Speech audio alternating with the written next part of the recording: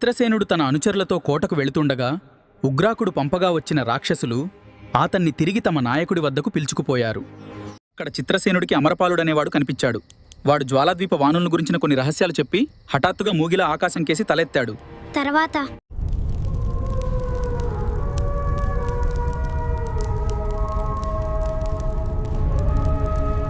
అమరపాలుడి వింత ప్రవర్తన చిత్రసేనుడిని ఆశ్చర్యపరిచింది.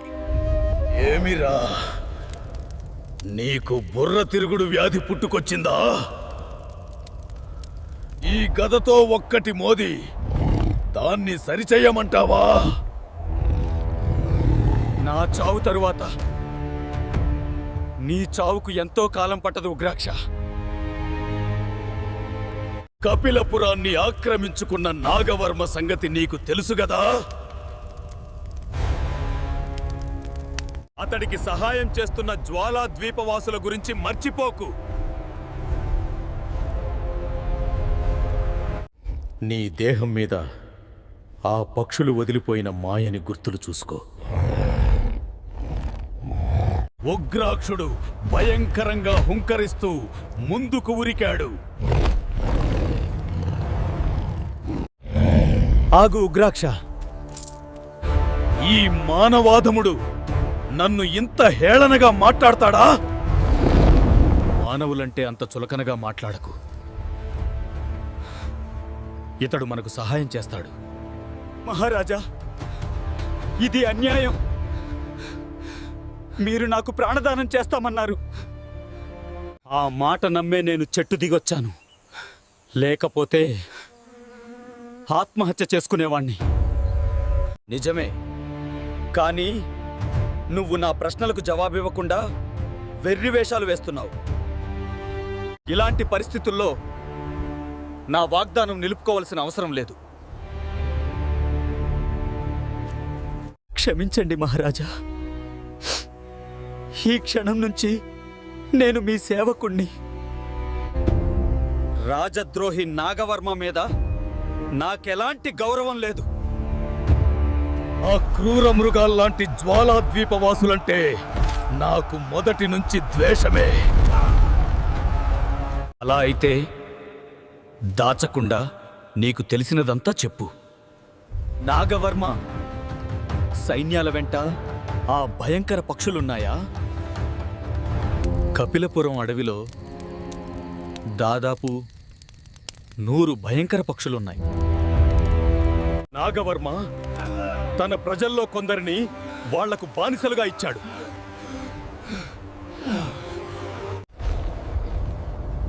ఈ భయంకర పక్షుల్ని చంపేందుకు సులువైన మార్గం ఏమైనా ఉందా? వాటి మెడను ఒక్క చిన్న కత్తివేటుతో నరికేయవచ్చు. ఈసారి ఆ దుర్మార్గులు కనిపిస్తే నా ప్రతాపం చూపుతాను. మహారాజా, కాపాడండి! చిత్రసేనుడు మరేదో పెద్ద ప్రమాదం ముంచుకొచ్చిందని ఊహించాడు. జడలమర్రి దగ్గర పశువుల్ని మేపుకుంటున్న మా మీద దాడి జరిగింది. భయంకర పక్షులు, పులిరాయుళ్ళు వచ్చి పడ్డారు మహారాజా. చిత్రసేన, మనం పశుల కాపర్లకు రక్షణగా వెళదామంటావా? ప్రజలను ఆ దుర్మార్గులు హింసిస్తుంటే చూస్తూ ఊరుకుంటామా? వాళ్ళు పశువుల్ని, మనుషుల్ని ఎత్తుకుపోతున్నారు.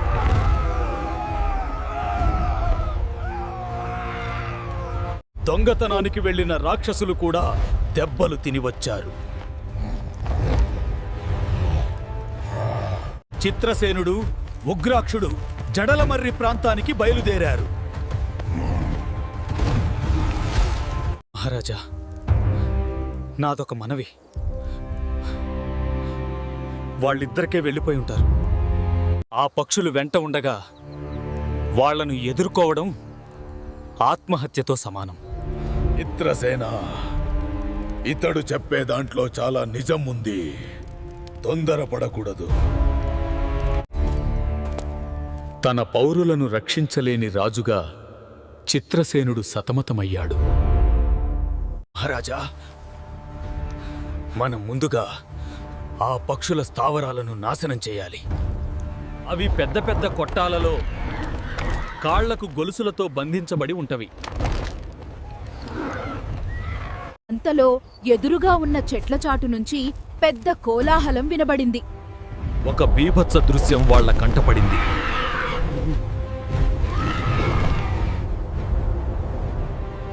పులి చర్మాలు ధరించిన వాళ్ళు ఆకాశం నుంచి శూలాలను విసిరివేస్తున్నారు. కాపరులు కొందరు నిలబడి వడిసెలలతో రాళ్లు విసురుతున్నారు. ఈ భయంకర దృశ్యం చూసి చిత్రసేనుడు నిలువెల్లా కంపించిపోయాడు. ఆగు! ఇప్పుడు అరిచి లాభం లేదు. మళ్ళీ వాళ్ళు మన మీద పడతారు.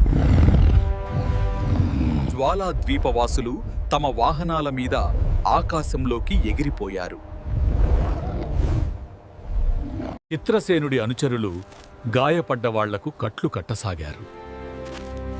చిత్రసేన, నాకు ఎందుకనో కాస్త భీతి కలుగుతున్నది. అమరపాల, ఆ పక్షుల్ని నాశనం చేసే ఉపాయం ఏమన్నావు? వాటి కొట్టాలకు నిప్పు పెట్టడమే ఏకైక మార్గం మహారాజా. అది సాధ్యమయ్యే పనేనా? ఎందుకు కాదు? నా వెంట 4 సైనికుల్ని పంపండి. ఆ భయంకర పక్షుల్ని నిలువునా దహించేస్తాను. చిత్రసేనుడు అమరపాలుడి సాహసానికి అంగీకరించాడు. చీకటి పడుతుండగా వాళ్ళు రహస్యంగా బయలుదేరారు. కపిలపురం అడవుల్లోకి వాళ్ళు ప్రవేశించారు.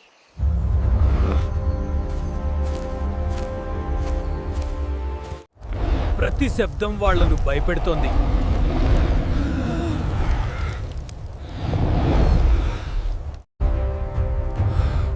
అమరపాలుడు విజయం సాధిస్తాడని ఆశిద్దాం. అమరపాలుడు తన లక్ష్యాన్ని చేరుకున్నాడు.